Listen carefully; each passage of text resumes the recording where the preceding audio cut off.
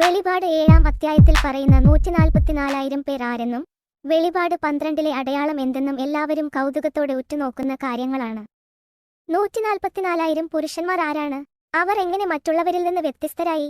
അവർക്ക് യുഗാവസാനത്തിൽ ലഭിച്ച അനുഗ്രഹങ്ങൾ എന്തൊക്കെയാണ് എന്നുള്ളത് വ്യക്തമാക്കാം. വേറൊരു ദൂതന് ജീവിക്കുന്ന ദൈവത്തിന്റെ മുദ്രയുമായി സൂര്യനുദിക്കുന്ന ദിക്കിൽ നിന്ന് ഉയർന്നു വരുന്നത് ഞാൻ കണ്ടു. കരയ്ക്കും കടലിനും നാശം ചെയ്യാന് അധികാരം നൽകപ്പെട്ട ആ 4 ദൂതന്മാരോട് അവൻ ഉറച്ച സ്വരത്തില് വിളിച്ചു പറഞ്ഞു, ഞങ്ങള് നമ്മുടെ ദൈവത്തിന്റെ ദാസരുടെ നെറ്റിത്തടത്തില് മുദ്രകുത്തിത്തീരുവോളം നിങ്ങള് കരയോ കടലോ വൃക്ഷങ്ങളോ നശിപ്പിക്കരുത്. മുദ്രിതരുടെ എണ്ണം ഞാൻ കേട്ടു.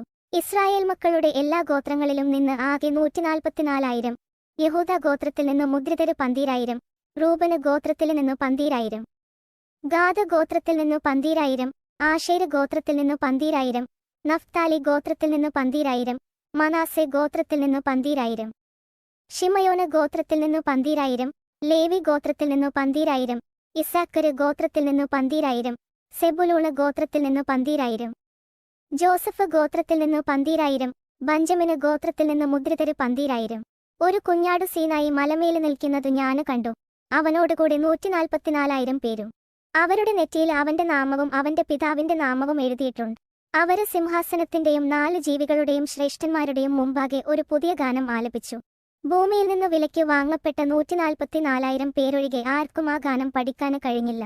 അവര് സ്ത്രീകളോട് ചേർന്ന് മലിനരാകാത്തവരാണ്. അവര് നപുംസകങ്ങളുമാണ്. അവരാണു കുഞ്ഞാടിനെ അത് പോകുന്നിടത്തെല്ലാം അനുഗമിക്കുന്നവര്.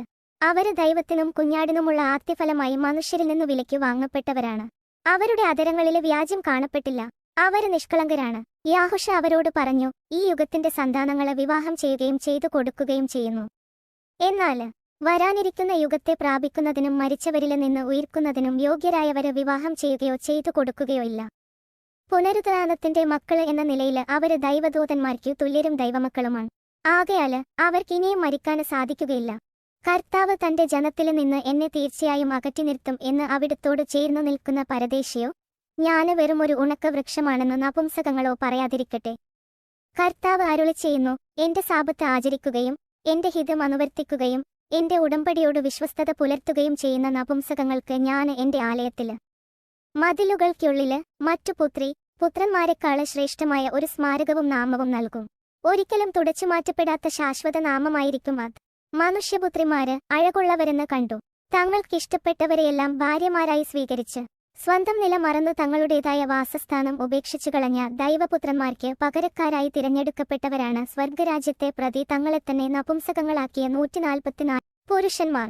ഇക്കാര്യങ്ങളെല്ലാം യുഗാവസാനത്തിൽ സംഭവിച്ചതിനാൽ വരുവാനുള്ള ന്യായവിധിയെ കരുതി യാഹുഷയിൽ വിശ്വസിച്ച് ദൈവകൽപ്പനകൾ പാലിച്ചുകൊണ്ടും നല്ല പ്രവർത്തികൾ ചെയ്തുകൊണ്ടും ജീവിക്കുക. ജീവന്റെ പുസ്തകത്തിൽ പേരെഴുതപ്പെട്ടവർ തീർച്ചയായും സ്വർഗരാജ്യത്തിൽ പ്രവേശിക്കും. അതിനായി കാത്തിരിക്കുക.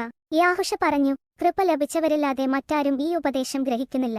എന്തെന്നാല് നപുംസകങ്ങളായി ജനിക്കുന്നവരുണ്ട്, മനുഷ്യരാല് നപുംസകങ്ങളാക്കപ്പെടുന്നവരുണ്ട്, സ്വർഗരാജ്യത്തെ പ്രതി തങ്ങളെത്തന്നെ നപുംസകങ്ങളാക്കുന്നവരുണ്ട്. ഗ്രഹിക്കാന് കഴിവുള്ളവന് ഗ്രഹിക്കട്ടെ.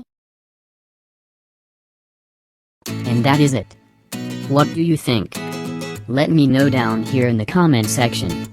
And if you enjoyed this video, leave a little like to indicate that you liked it very much. If you are not subscribed to this channel yet, remember that you probably should. As always, thank you guys for watching and I hope to see you all soon.